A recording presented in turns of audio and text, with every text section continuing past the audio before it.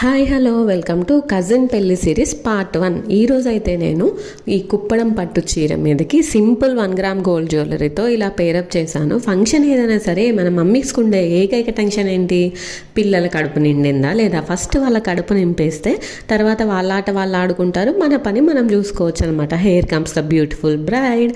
తను ఫస్ట్ అయితే ఇలా సింపుల్ డ్రెస్ వేసుకుంది, పసుపు రుద్దే ముందు ఇలా సింపుల్గా తయారవుతారు కదా, తర్వాత గ్రాండ్గా పట్టు చీర అది కట్టుకొని రెడీ అవుతుంది అనమాట.